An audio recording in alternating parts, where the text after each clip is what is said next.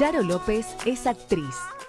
Nacida en Salamanca, España, se recibió en Filología Románica, pero dejó las letras para convertirse en una de las figuras emblemáticas del cine, el teatro y la televisión española. En ella participó de producciones como El Pícaro, Los Gozos y las Sombras o Fortunata y Jacinta, basada en la novela de Pérez Galdós. Con José Sacristán actuó en la obra de teatro Un día muy particular en nuestro país y en innumerables películas entre las que figuran La Regenta, Los Paraísos Perdidos, Nudos o La soledad era esto de Sergio Renán. Charo López fue distinguida como mejor actriz en el Festival de Berlín por su trabajo en La Colmena. Recibió el premio Goya por su papel en Secretos del Corazón y el premio Ercilia de Teatro, entre otros. Señoras y señores, con nosotros, Charo López. Hola, Jorge. Hola, bienvenida. Hola, muchas gracias. Bienvenida a un lugar que ya no... Creo que no necesitas que te den la bienvenida porque Argentina Por suerte. te pertenece. Por suerte, en parte sí, porque he venido muchas veces. Y es, pues sí, un poco mi segundo país. ¿Cómo ves a la Argentina? Pues no sé qué decirte, es que como yo estoy acostumbrada a que mi país siempre ha sido, me parece, ha tenido muchos cambios muy fuertes, pero muy definidos. Nosotros también, ¿no? Sí, pero vosotros me parece como que los cambios los noto menos, que sigue siendo un poco como era. No noto gran... Vos conociste Argentina después con la vuelta de la democracia. Justo la primera vez que vine era con la Claro. democracia ya, por suerte. Sí, sí. Bueno, somos, creo, algunos argentinos y algunas españolas y españoles como vos, quienes hemos vivido los dos mundos, ¿no? Sí. El mundo de la dictadura, ese mundo opresivo, que uno no se da cuenta hasta que deja de estar en él. Hombre, yo es que la dictadura me he criado en ella. Son 40 años de franquismo, yo era una niña, o sea que no conocía otra cosa, estaba habituada. Noté que era una dictadura cuando murió Franco. Claro. Lo noté muchísimo en todo, en que podíamos... ¿Qué te voy a contar? Podíamos hablar de todo, podíamos hacer huelgas, podíamos votar, podíamos hablar del divorcio, del aborto, y eso fue muy importante para nosotros, aunque ya éramos mayorcitos, pero la vida nos cambió. Y sin embargo yo he notado siempre mucha libertad en Argentina, porque yo no he conocido No conociste antes. la época de los milicos. Y yo recuerdo cómo en el tiempo de la dictadura nos oxigenábamos viendo el destape español. Ah, sí, es que es... que nosotros rechazábamos, porque ¿Sí? nos parecía que era hacer concesiones, que era barato, que era... Yo, por ejemplo, pues me han ofrecido hacer películas desnuda, pues muchísimas. Pero yo decía, no, yo quiero películas serias. A ver si ahora, porque se ha muerto Franco, esto va a ser un cachondeo. Entonces yo no quería hacerlas. Aún así me robaron una que hice en Caracas, que la produjo una productora, que, bueno, pues con toda la intención de explotar al sex symbol, digamos. Claro, entonces yo en Venezuela, pues nada, hacíamos una escena que todo el mundo estaba desnudo y dije, bueno, ¿qué hago yo con una camisa? Me la quité. Bueno, pues lo consiguieron. Porque a mí nadie me dijo nada, pero esa foto salió Por luego suerte ya... no estaba internet, sino... No tiremos ideas. No des ideas, por favor, Jorge. Todo está en internet. Todo está en internet, bastante me duele. Esa idea de Borges del Aleph se cumplió, Se ¿no? cumplió. Está todo allí, pero no en el mismo instante. No, y además te diré que tengo el orgullo de decir que por aquellas fotos que se publicaron, no importa dónde, no quiero tener otro lío, puse un juicio y lo gané. Yo igual te digo que esta idea de... La libertad es algo que no se comprende hasta que no se tiene, que no se intuye hasta que no se tiene, ¿no? Cierto, sí. Y en ese punto también, cuando uno la tiene, la quiere consumir toda. Y yo me acuerdo, bueno, como cineasta, que si uno no metía una escena de desnudo en una película, sentía que era un conservador. Desnudo sexo, ¿no? Ya, pero es que nosotros pensábamos lo contrario. Yo. No, pero yo sentía eso, sentíamos eso. No, pero ¿y dónde está la escena de desnudo? De sexo, digamos. Bueno, pues a mí me pasa, no sé si le pasaría a mucha más gente, a mí me pasaba que cuando llegaba la escena del desnudo decía, Ya, ¿cómo se venden? ¿Cómo se venden? Y siempre había una escena en la que te llamabas Marta, ibas conduciendo muy deprisa, llegabas a casa, tenías calor, te metías en la ducha y ¡plas! Desnuda. Pero es que no podía ser siempre la misma. Es que yo me llamaba Marta, luego lo que pasa es que no me quitaba la toalla, eso sí. Muy bien. Pero en fin. Bueno, todo empezó en Salamanca. Qué lugar, ¿no? Hay que nacer en Salamanca, hay que hacerse cargo de nacer en Y Salamanca. con sus contradicciones. Salamanca es una ciudad hermosísima por la universidad. Estuve en un encuentro de cultura iberoamericano. Ah, sí. Hará 2 años. Sí, Hermosa sí, ciudad. Sí, bellísima. Pero bueno, una cosa es estar 3 días y otra cosa nacer en Salamanca. Nacer en Salamanca, claro, yo nací en pleno franquismo. Entonces, bueno, no había más que militares, curas y monjas. Pero yo entonces no me daba cuenta en el lío que estaba, porque era muy pequeña. A medida que me empezaron a gustar los chicos y me empezó a apetecer salir al cine y notaba que en mi casa esto no se veía nada bien. Mi padre también era franquista. Y entonces, bueno, pues poco a poco nos fuimos dando cuenta de que había bueno, yo pertenezco a la generación de los 60 en que las mujeres dijimos hasta aquí, llegó la broma. Gran ruptura, ¿no? Claro. Entonces, bueno, pues fue estupendo darnos cuenta porque sí éramos conscientes, pero por ejemplo, fíjate que dije, me acuerdo en fotogramas, me preguntaron, ¿qué piensas políticamente? ¿Cómo está el mundo? Digo, no, yo abogo por la libertad democrática en países como Grecia, Portugal, España. España lo cortaron.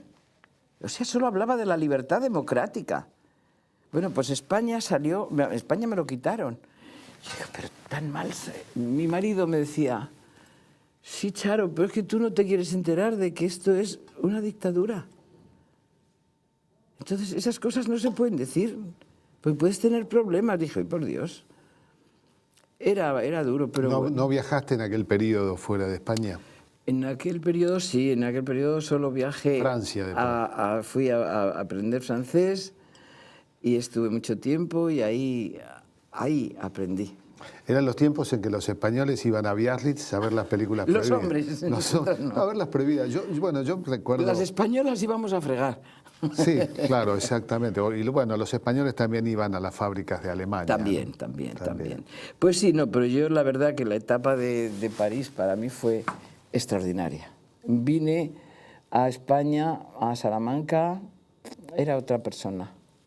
Había empezado a tomar contacto con el cine, había visto películas como Muriel, había visto películas de las que no había entendido nada. Me había traído un montón de libros de Marx, de Engels, de las sisas de la compra, porque la misma señora donde yo trabajaba me decía, usted, en francés me decía, usted no roba. Digo, ¿cómo? Yo no. Yo no, señora, no es... Pues todas se llevan algo. Cómprese un peine, cómprese una colonia. Lo que se dice faire le ménage, ¿no? Y entonces yo empecé a comprar unos libros que, por supuesto, en francés, que ni leía, pero me encantaba tenerlos allí. Libertad. O sea, La libertad. y luego cuando los traje a España, pues era, bueno, todos escondidos. Todo eso nos encantaba, aunque tenía su peligro. Y en Salamanca estudiaste filosofía, en aquellos tiempos donde mucho veías a San Agustín seguramente, y no ni a Marx, ni a, No, bueno, a San Agustín. ni a Sartre. Pero estudié filosofía, los comunes. Yo me pasé a hacer filología románica después, en el 65, cuando me casé y me vine a Madrid y fui a Madrid y me di cuenta de que tenía el riesgo de estropear mi carrera, porque en Salamanca entonces estaban catedráticos de la altura de Artola, Tobar, bueno, no me acuerdo. Es la edad de no acordarse. Sí, no. Bueno, Entonces, eran clases de 25 alumnos. Fernando Lázaro Carreter, quería decir. Y cuando llegué a Madrid y vi que había 3 clases, A, B y C, de 200 alumnos para una asignatura, yo dije, yo aquí no voy a aprender nada. Entonces me matriculé por libre me contraté unos profesores que eran alumnos y terminé la carrera por libre. ¿Nos vas a explicar un poco lo que es la filología románica? Os voy a explicar un poco, sí. La filología románica es descubrir el proceso histórico que han tenido las palabras. Entonces... En particular, las palabras de origen románico o latinas. Las palabras que se forman a partir del latín, se forman las lenguas románicas, que son el italiano, el francés, el rumano, el portugués, el catalán, el gallego, y todas las variantes del castellano en Latinoamérica, que tienen el mismo valor, exactamente el mismo valor cultural, lingüístico, que el castellano hablado en Castilla. Solo que hay una leyenda, una historia que no se entiende por qué, que hay como una especie se subestima el castellano no hablado en España, lo cual es un disparate, porque tiene el mismo valor. Sí, son lenguas vivas. Sí. Incluso algunos de los castellanos más puros se dice en Bolivia, por ejemplo. Es purísimo. Es muy puro. Sí, y luego la belleza que es encontrar, antes hablábamos, la belleza que es, por ejemplo, a mí me vuelve loca cuando digo verbos que en España ya no se usan, como el verbo zafar. Yo me vuelvo loca. Que acá se usa casi como si fuera jerga.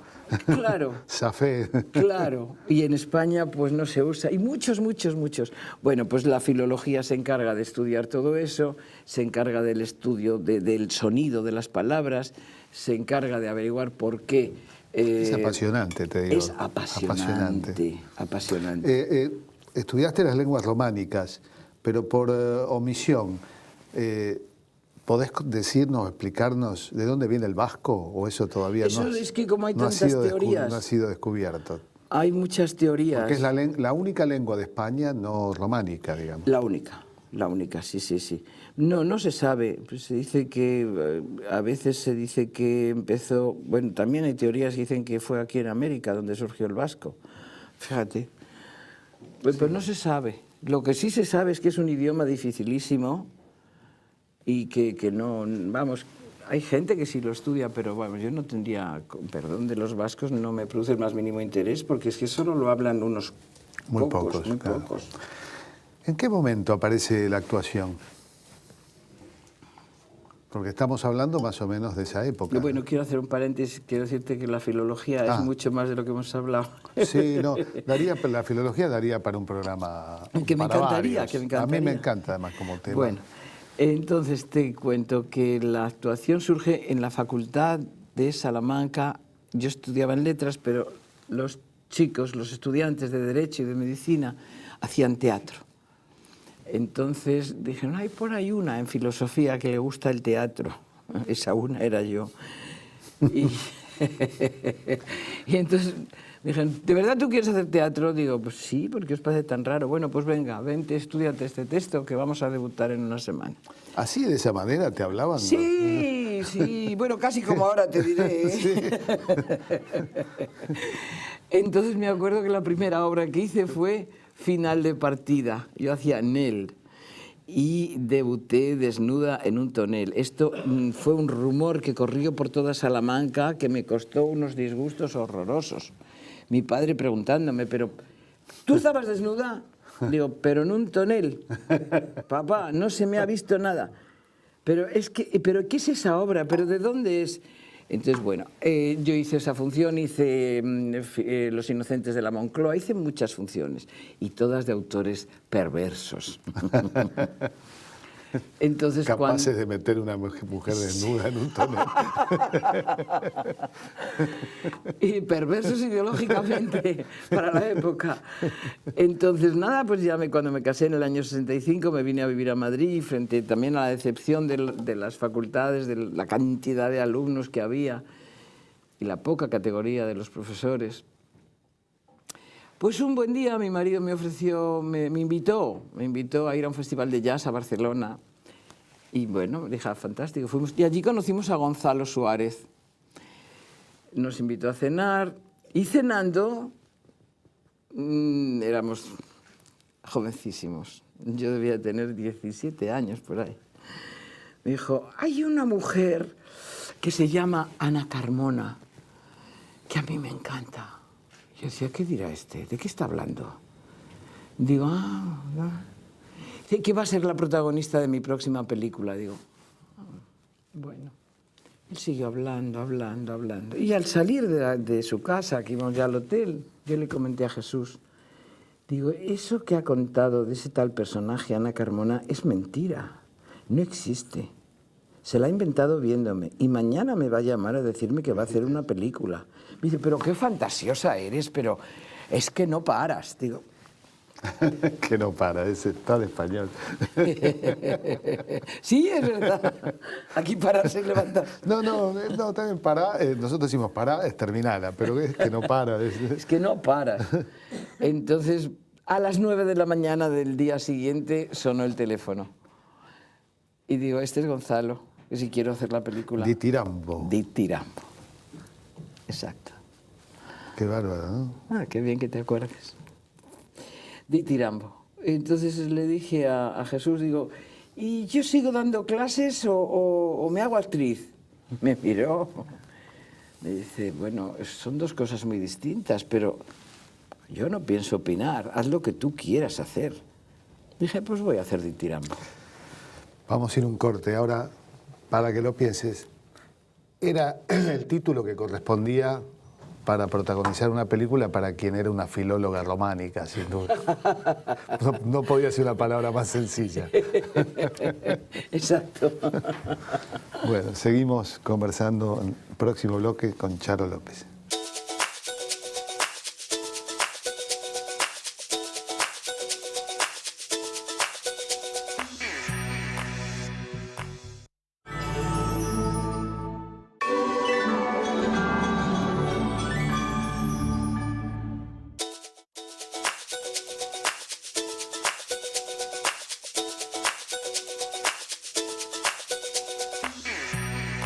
Estábamos hablando de acordarnos y del tema de cómo se acuerda y cómo se olvida uno. La memoria, ¿qué sería si no tuviéramos el olvido, ¿no? El olvido nos defiende, pero ¿qué sería? Mucho peor es si no tenemos memoria, ¿no? Mucho peor.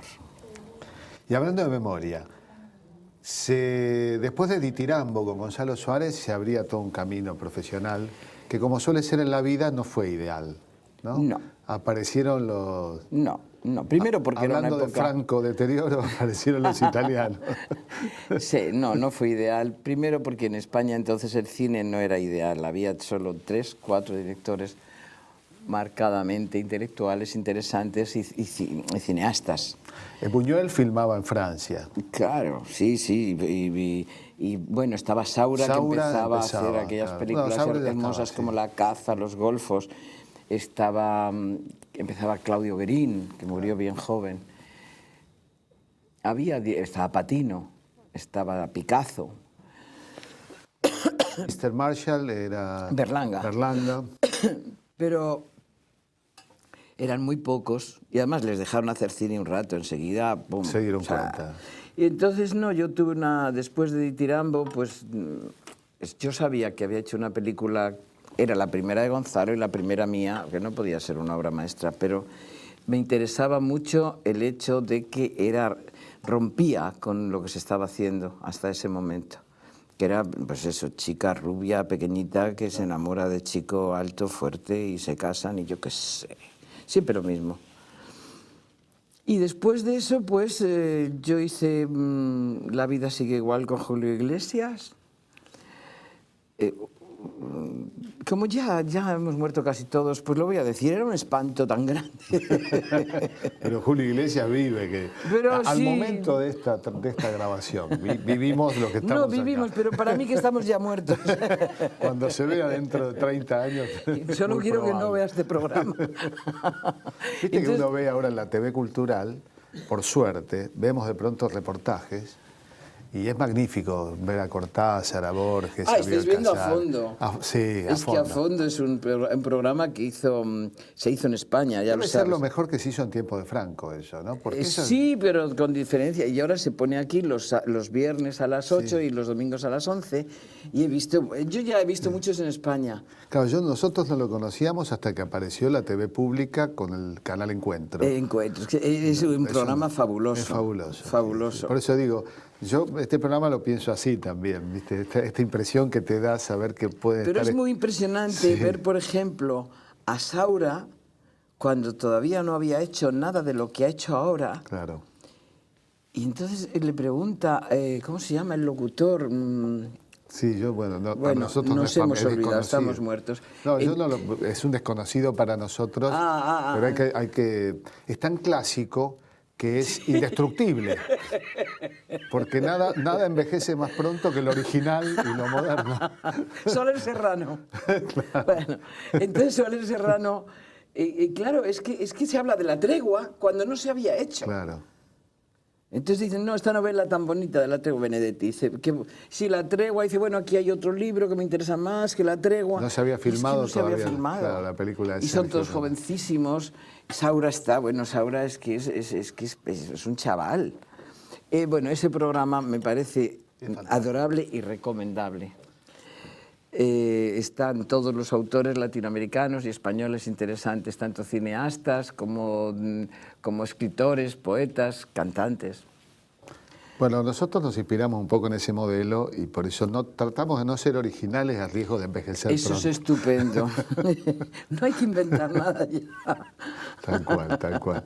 Bueno, entonces nada, elegí hacer cine, que era en lo que nos hemos quedado hace rato. Y no, hiciste spaghetti western, digamos. Hice muchos spaghetti western, me caí de los caballos muchísimo. Acá no saben lo que es un spaghetti western. No sabéis. Pues es una película del oeste hecha en España, en plan barato, con todos españoles vestidos de indios y con una india que normalmente era yo, no sé por qué, siempre me llamaban a mí y siempre me violaban. Mira, yo he hecho de india violada, no sabéis las veces, ya me lo sabía cómo era todo. Yo me escapaba en el caballo y luego venía uno detrás que montaba mucho mejor que yo y más deprisa, me tiraba del caballo y me violaba. Sí, y siempre me ponían una ruana, un poncho, que era siempre el mismo. Venían los italianos, me llevaban a una tienda, claro, Lo que no aclaraste, claro, que es directores italianos, productores italianos. Todos italianos. Pero los distribuidores, Hollywood aprovechaba, distribuía. No, Hollywood no entraba ahí para distribuía. nada. Los distribuidores que va, ahí eran todos unos españoles... Clase B, todo. ¿Puedo decir unos españoles berretas? Porque esos sí que están muertos. Que es una palabra muy italiana. Bueno, pues eran terribles todos. Entonces, hacíamos la versión española en España y la versión internacional, que jamás salió de ningún lado más que de Italia y de España, la hacíamos en Cinecittà. Entrar en el camerino de Sofía Loren a cambiarse de ropa, ojo, no es ninguna tontería. Cinecittà son los grandes estudios que Mussolini construyó en Roma y que siguieron luego de Mussolini, y siendo los más grandes estudios después de Hollywood del cine, sí. Donde, por ejemplo, la Fontana di Trevi, yo estuve, tenía Fontana di Trevi, un gran monumento de Roma, hay una Fontana di Trevi igual dentro de Cinecittà. Sí, claro, eso era una maravilla. Se filmó la famosa escena Anita Ekberg, la Dolce Vita. Qué belleza, ¿verdad? Ahora, de vos se dijo que eras la Ava Gardner española. No es poco, ¿eh? Eso. No, está bien. Yo de Ava Gardner sé muy poco, sé mucho más de vos y te he visto más. ¿Sabes qué me pasa a mí con eso? Es verdad. Yo diría que Ava Gardner es la Charo López norteamericana para mí. No, yo te voy a decir lo que me pasa con eso. Me lo han dicho millones de veces. Pero es que ocurre que a mí Ava Gardner no me gusta nada. Claro, bueno, pero... Por eso me pongo negra. Ella sí, como mujer guapísima, ya quisiera yo. Pero ella a mí, toda esta historia, toda esta literatura que hay sobre ella y su conducta en España, que bailaba encima de las mesas borracha a las 5 de la mañana, a mí me deprime muchísimo. Que me digan que me parezco a ella, es que no me interesa nada como mujer. Como actriz poco, además, y además le he encontrado defectos, os lo aviso. Esta lo tiene un poquito separado. Bueno, eso que llaman no está perfecta. El defecto de Venus, ¿no? Sí. Bueno, el caso es que sí, me han comparado mucho con ella, pero como a mí no me gusta como persona, ni la que armó en España, toda esa leyenda de los toreros. Ay, qué pesada, ¿no? Sí, Esta bueno, está muerta de verdad, ¿no? Sí. Al momento Hay es... alguno que me parece que voy a Si no salir es muy mal como parada. Walt Disney, que tal vez, no, creo que no fue, no la congelaron, me parece que... No, no creo. Bueno, ¿y cómo lograste salir de la violación, de la India violada? Malamente, violada. Y pasar a lo que considero son algunas de las joyas, Sí, tanto del cine sí. como de ese momento glorioso de la televisión española, Sí, que son las sí. miniseries. Costó mucho porque, en fin, supongo que lo podéis entender, yo era una chica muy guapa. Y entonces, pues la tendencia de los directores a hacerme papeles, a escribir para mí papeles escribir para mí no, llamarme para hacer papeles muy dramáticos, muy mujer, muy morena, muy de llorando de perfil, era agotador. Yo ya no podía más. Entonces yo me sentía en la cuneta, porque era muy joven para hacer papeles de mayor y muy mayor para hacer papeles de joven. Y no me llamaban los directores interesantes. Entonces un día, siempre me ha pasado, a mí me ha ido muy bien con los extranjeros, hijo mío, muy bien. Y me llamaron de Viena para hacer una película underground que se llamaba Anima, Titus Liber. Ah, esa, bueno, habrá que encontrarla. No la he encontrado yo jamás. No. Y tengo por ahí gente buscando, nada, ya han pasado tantos años, muerta. Entonces estuve 3 meses en Austria rodando aquella película, que realmente era underground. Y yo llamaba a mi representante y le decía, me traje la trilogía de los gozos y las sombras, contéstame, dime algo, ¿qué te parece? Nunca contestaba. Y yo era lo único que quería hacer ya en la vida, era obsesión. Tenía la trilogía de esas que has manejado, negra. Tu deseo de hacer los gozos y las sombras. Mi locura.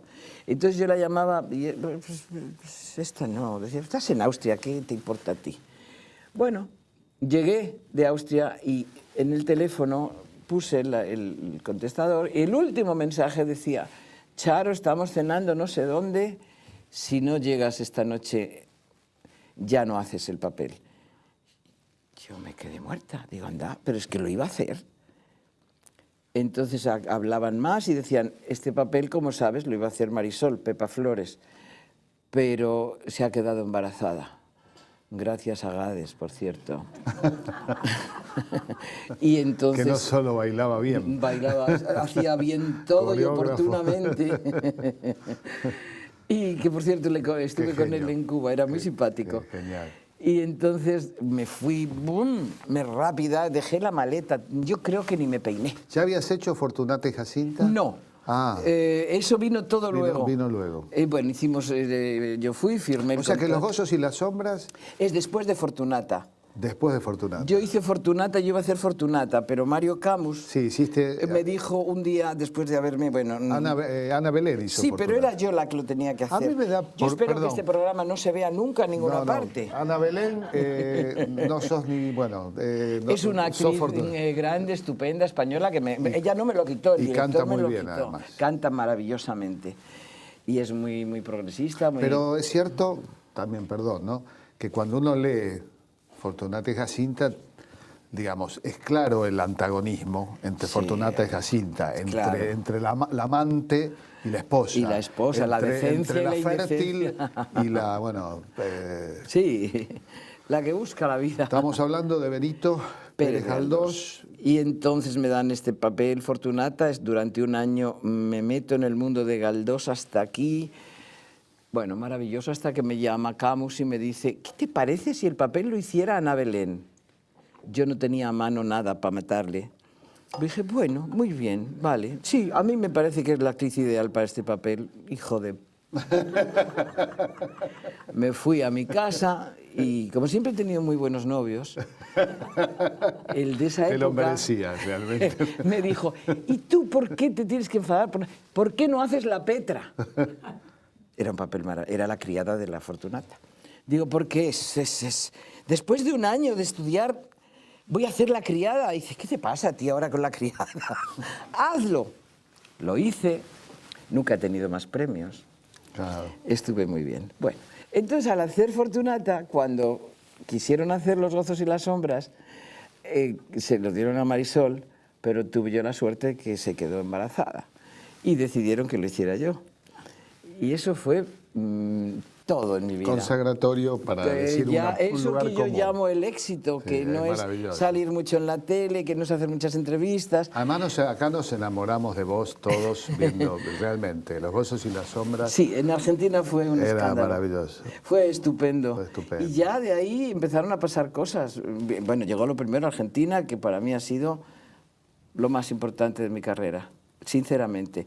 He conocido a Carlos Gandolfo, que era uno de los grandes. En España he trabajado, en teatro en general he trabajado con gente importante, he trabajado con José Carlos Plaza, he trabajado con Miguel Narros, ahora estoy trabajando con Manuel González Gil, pero sí. Perdón. Ahora me lo comentás en el próximo bloque, porque quiero hablar en profundidad de esta diferencia que hay entre ciertos... No es una diferencia en la dirección, me parece que hay una diferencia que abarca la literatura, el cine y la dirección teatral entre lo argentino y lo español. Y me vas a meter en un lío. No, porque no es mejor ni peor. No, y me parece que diferencia tú has dicho que a fondo, pues yo no te voy a contestar a fondo. Vamos. Nos vemos en el próximo bloque.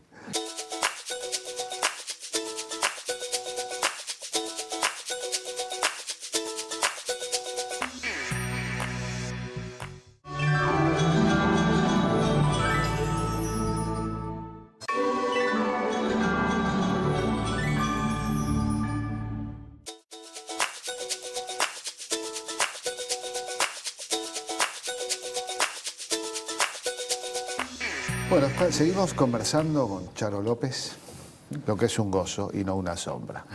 Gracias. Y hablaba, cuando uno lee literatura o ve cine español, el universo narrativo español es un universo descriptivo, es un universo de situaciones, de hechos. En Argentina yo creo que hay una influencia más rusa, o diría yo también joyciana, creo, donde es muy fuerte el mundo de la interioridad. Absolutamente. ¿Coincidís conmigo? Sí, completamente. Y creo que cuando hablabas de tu experiencia teatral en Argentina y del cambio, insisto, no hay ni... A ver, yo soy un admirador de Benito Pérez Galdós, para decirlo, y ni que hablar, bueno, de la tradición literaria española, pero me parece que ahí hay una diferencia, ¿no? Siempre, el cine español también es un cine de hechos y circunstancias.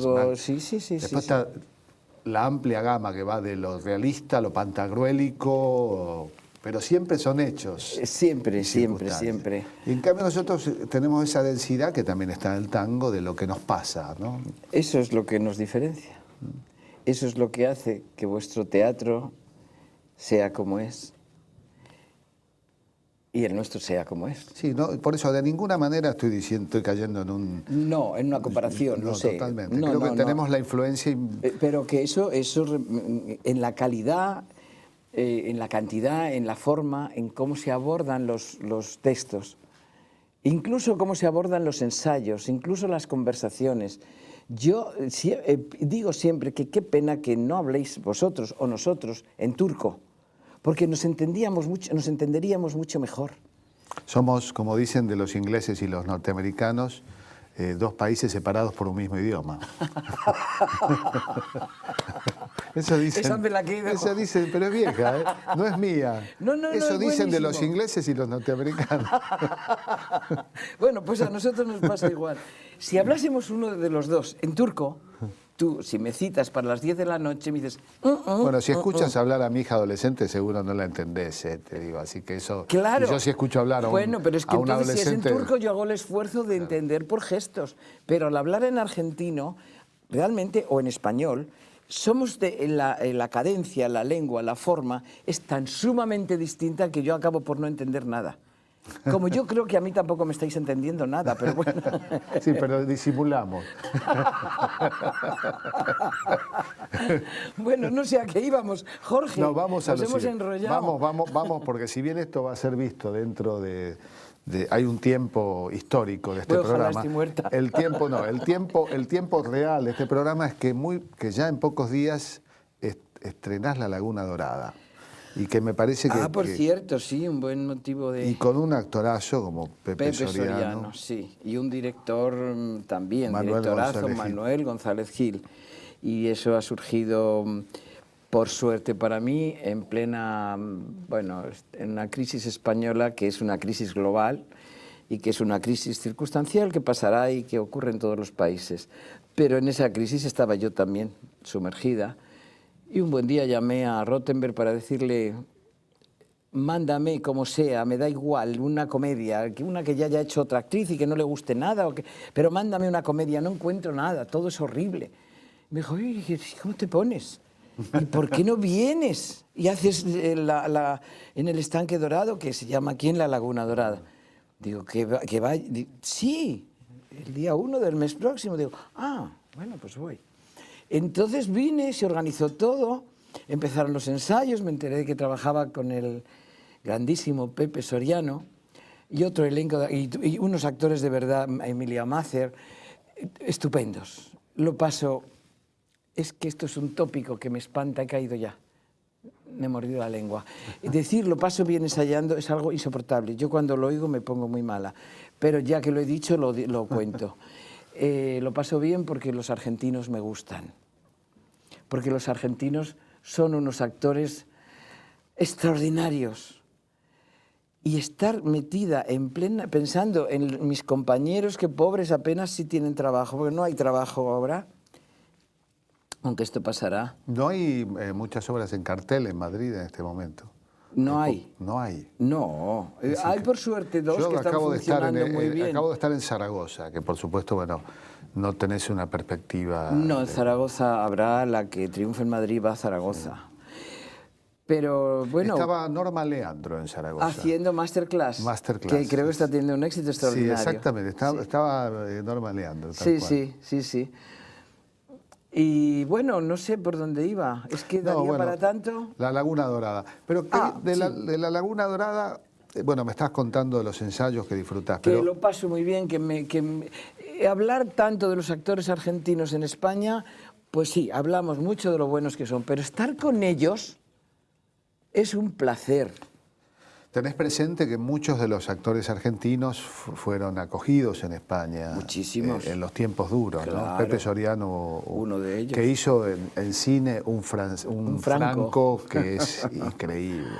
Es un actor muy grande. Es muy un grande. Actor sorprendente. Sí, está Héctor Alterio, estaba Lupi, estuvo Solá, estuvo Pelinkowski, Marilina... Bueno, no, Marilina pero fue a hacer una película, La Raulito, no sé si estuvo... Estuvo viviendo... Bueno, allá han estado muchísimos. Muchos. Y hay que reconocer que es un camino de ida y vuelta. Benito Pérez Galdós escribió en la revista La Esfera, vos la habrás visto, por supuesto, de tus padres, la tendrían, ¿no? Mi padre más si eran franquistas por ahí. La he visto en casas de amigos míos. Una vieja revista, mis tías abuelas la tenían. Sí, y ahí claro. Hay un artículo genial, leer un artículo genial, doloroso, pero útil. Benito Pérez Galdós habla de un tiempo, 1915, donde los españoles emigraban. Y yo me acuerdo que eso lo leí cuando los argentinos emigraban. Y yo ahí comprendí que fue un camino de ida y vuelta siempre, ¿no? Sí. Y que ojalá deje de serlo en ese sentido, ¿no? Sí, porque yo a veces digo en broma a mis amigos que he emigrado aquí, pero no sé si es tan en broma. Porque yo, mientras haya trabajo aquí, ¿para qué me voy a ir a un país donde se están... Bueno, las cosas no van bien? Igual viniste cuando las cosas... Pero no sé cuál era tu pregunta, la Jorge, me he quedado pensando... No, yo tampoco, pero vamos a inventar una. Vale. No, iba a lo siguiente, iba a Gandolfo. Que yo sé que con Gandolfo realmente ahí es donde...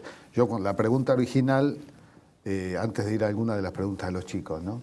La pregunta original era la experiencia con Gandolfo y cómo Gandolfo expresa tal vez esta particularidad del teatro argentino, ¿no? De la intensidad. El que más. Yo con Gandolfo aprendí muchísimo. Bueno, no, él me enseñó, quiso enseñarme mucho. Yo no sé con lo que me quedé. Sé que era un placer y un dolor, porque era extraordinariamente exigente. Consciente de las modas de los actores, soy del método, esto le irritaba profundamente y decía, no sabéis nada, ni del método ni de nada. Y decía, joder, cualquiera sube a ensayar.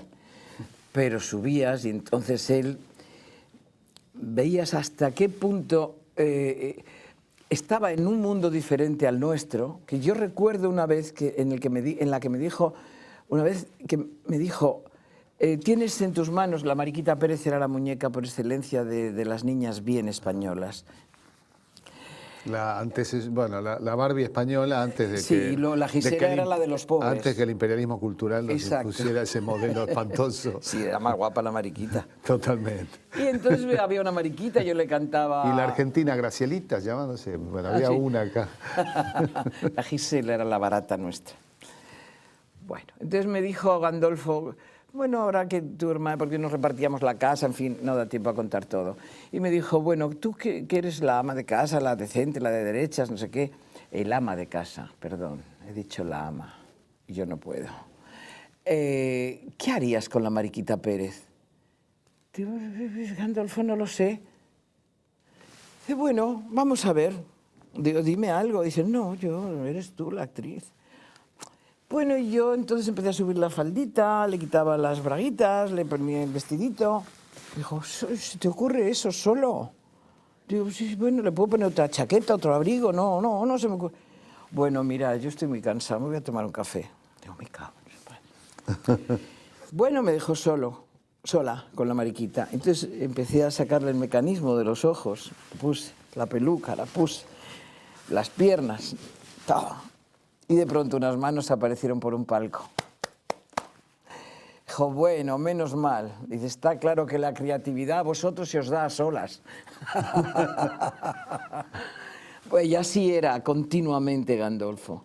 Era una sorpresa, era una maravilla. Y tanto que cuando fui a España busqué una comedia que era Hay que deshacer la casa, para venirme aquí y producir esa obra junto con un productor ya muerto al que yo quería muchísimo, Chela, y que me dirigiera Gandolfo. Y fue otra experiencia estupenda. Magnífico. Bueno, me olvidaba, una pregunta tenemos. Hola. Allá. Mi nombre es Carlos, soy de la Juventud Patria Grande y quería preguntar ¿cuál es el elemento principal para ser un buen actor? Yo no tengo ni idea. Me han dicho tantas veces que los métodos no valen, que lo que yo hago tampoco. Me han dicho de todo. Pero como yo trabajo y trabajo mucho, debe ser que lo hago bien, pero no sé por qué. Yo creo que de verdad, ahora hablando en serio, lo único que tiene que hacer uno es contar las cosas de verdad. Las cosas que uno siente. Los personajes no están en los libros, los personajes están aquí. Eso. Bueno, muchas gracias. A ti. Otra pregunta. ¿Qué preguntas te realizas sobre el personaje que vas a interpretar? ¿Qué preguntas te realizas, no? ¿Qué preguntas me hago yo? Sí, para el personaje que vas a hacer. Pues depende un poco del contexto en el que esté, de ensayos, de directores. Normalmente me hago una pregunta primero, si no tengo que envejecerme o no tengo que rejuvenecerme, cosa que me espanta. Porque para rejuvenecer nos ponen así, para envejecernos nos ponen un diente de oro, es una cosa espantosa. Entonces, primero, si me va el papel. Segundo, quién lo dirige. Y tercero, con qué actores estoy. Y luego eso empieza a caminar, al principio mal, luego mucho peor, luego pues, regular, hasta que un día aparece algo. Y muchas más, y más que preguntas, respuestas, porque a medida que haces la función, la modificas un poquito, un gradito, un centímetro, pero la vas mejorando, porque vas ahondando más. Me acordé de pronto de que casi haces una película con Buñuel y es una historia bastante... Sí, es preciosa esa historia. ¿La cuento? Sí, sí. Eso es que estaba yo en el Festival de Cine de Gijón con un marido que yo tenía. ¿Uno? Sí, ¿para qué vamos a hablar de eso? ¿Tuviste muchos maridos? No, he tenido solo dos, pero hablo del primero. Bueno, estaba allí en un festival de cine de terror y recibimos una carta de Buñuel, un telegrama diciendo que me presentase en París inmediatamente. Entonces yo no tenía ni pasaporte ni nada, lo tenía caducado, no lo sé, pero el caso es que me tuve que ir a la Dirección General de Seguridad en Madrid a ver a unos tipos infames, a subir pisos y pisos y pisos, para que me dieran, por favor, un pasaporte para irme al día siguiente. Y todos me decían, ¿para qué? Para rodar con Buñuel. ¿Quién es ese Buñuel? Y yo se lo tenía que explicar, les decía unas mentiras espantosas. Bueno, total, que me dieron el pasaporte, me fui a Francia, Buñuel estaba rodando La Vía Láctea, se puso de pie vino a saludarme, yo iba a hacer la Virgen. Genial. Él me dijo textualmente, yo quiero una virgen puta. y yo no me piqué, pero dije, bueno, vamos a empezar. Entonces se levantó, me vino a saludar y me dijo, primero quiero darte la enhorabuena por tener el marido que tienes. Dije, de verdad, esto es un país rarísimo, ¿a mí qué me pasa? Primero me dice que sea puta y luego lo... Bueno, entonces, eso dijo Buñuel. Sí, sí, es que mi marido era un crítico excepcional, Jesús García de Dueñas. Ah. Era y es un crítico, un escritor, un historiador, es un hombre con una vastísima cultura. Y entonces Buñuel, pues de Buñuel había escrito libros, y Buñuel me dijo, primero te doy la enhorabuena por estar casada con Jesús. Y yo dije, pues muchas gracias, don Luis. Y luego vamos a ver qué hacemos contigo. Y yo dije, Dios mío, ¿dónde me he metido? Y nada, me pusieron una túnica azul preciosa. Dijo, no la maquillen y que baje a esa gruta. Y hice todo eso así. Bajé a la gruta y me dijo, mire para un lado, mire para el otro. Dijo, por mí vale, el que lo haga ella, adiós. Y se fue. Muy aragonés, muy aragonés. Y me fui a mi casa, estuve en casa de un sacerdote amigo nuestro, José Peña, un sacerdote marxista. Claro, bueno, acá tuvimos. Claro, no vayan a creer. No, pero claro, acá Sí, tuvo era la corriente de sacerdotes del tercer mundo. Yacuría y todos estos, ¿no? Bueno, entonces me dijo, quédate aquí, yo voy a la parroquia y ya veremos, porque él es el que ayudaba a Buñuel en las cuestiones religiosas y bíblicas. Entonces... La película, si no me equivoco, relata el Camino de Santiago. Exactamente. Y bueno, nada, estaba por allí sin un duro. Yo llamaba a los chicos de la escuela de cine, a mi marido, le decía, mandarme algo de dinero, por lo menos que pueda comer. Y entonces me mandaban cosas y bien, muy bien, era tan joven que daba igual. Y un buen día llegó un telegrama que conservo en el que decía, el sindicato de actores francés absolutamente, por absoluta unanimidad se niega a que usted haga el papel porque usted no es conocida y aquí hay mucha necesidad de trabajo. Y justamente con el señor Buñuel. No se puede hacer esto. Casi me regañaban. Así que lloré, pero empecé la carrera ya recibiendo.